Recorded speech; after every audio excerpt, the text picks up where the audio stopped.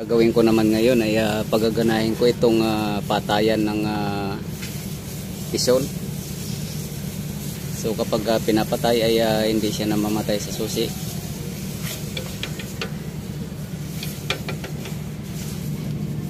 At dito niya pinapatay itong magnetic na to.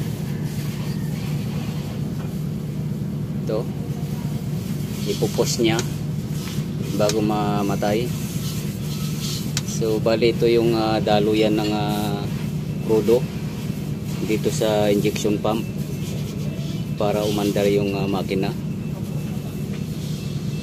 Bali pinaka valve to. So kapag umandar na to sa susian, so kahit napatayin mo yung susian ay hindi na siya namamatay. Ito yung gagawin ko ng linya kung paano ko mapapatay ito pagka patay yung susi. Kasi mayroon siyang controller dito. Ayan o.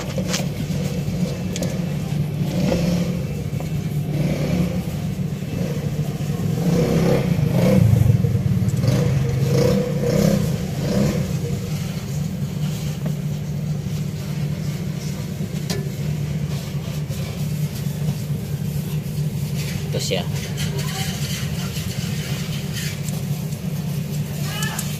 So defective na po to. At dati na rin pong ginawa ng minodify na rin ng dating gumawa nito na electrician. Kaya tumagal pa rin. So ngayon ay sira na naman. So gagawin ko naman ng paraan para mapapatay ko siya sa susi. Ayan, babalik lang to kapag pinalitan to ng module or controller. So since napakahirap na maghanap ng pyesa na yan, so kaya ganyan na lang po, i-modify na lang natin.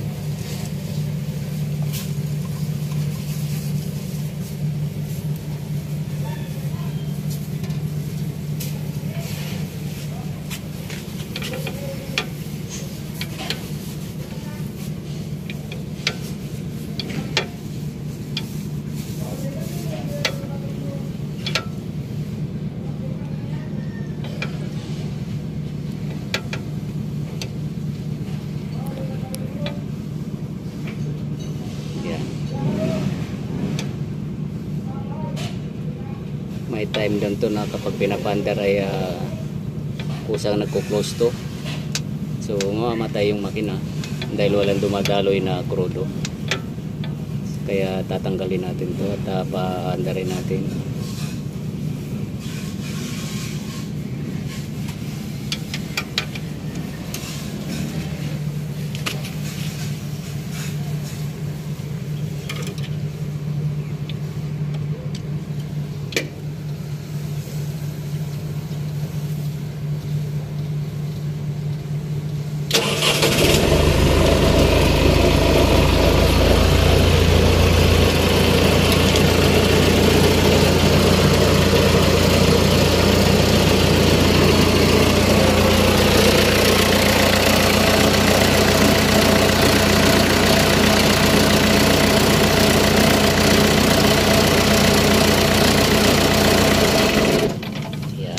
Kaya ganyan ang nangyayari, kamay lang ang nagpapatay.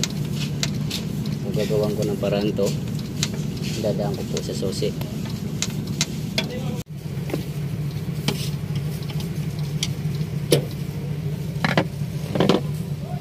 So ito po, tatry po natin.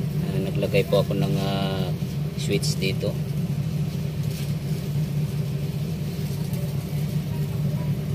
So isa lang po yung tinanggal ko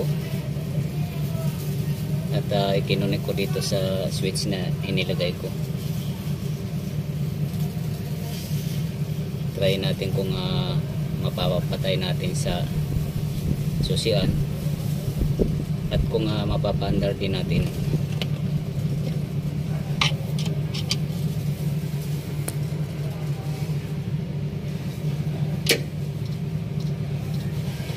So yung susi po kasi dito ay wala po dito.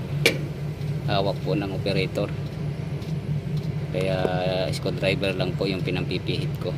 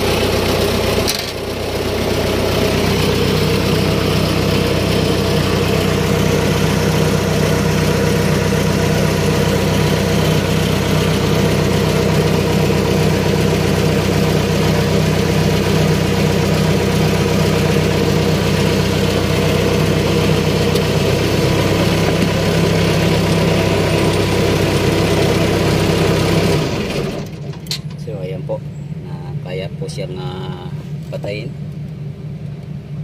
So ang unang pipitin ko muna itong susian, i-off natin, at ito yung huli kasi modify na po to. So ganyan po yung pinakaparaan na lang dito dahil sira na po yung control, sira na po yung controller sa loob. Ayan o.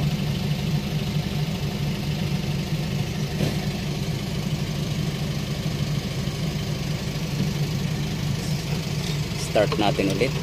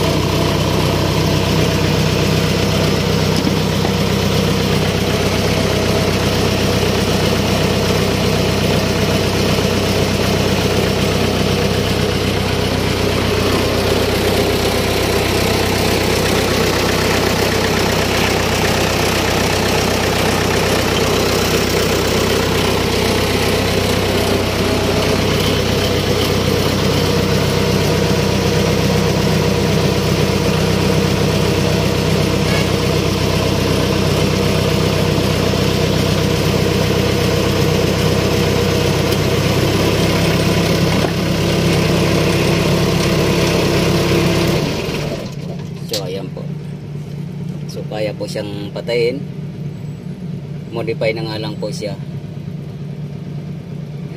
So aayusin ko na lang itong wiring na to, i-tape ko ng maayos para ikakabit ko po dito sa cover na to, dito sa labas, para kahit pa paano po mayroon siyang patayan, kasi yan yung request niya ng operator. Kasi ang ginagawa niya, bumababa pa siya rito at binubuksan to, sa kanya papatayin itong bulb na to, itong magnetic switch na to. So ngayon hindi na siya bababa, dito na siya sa taas.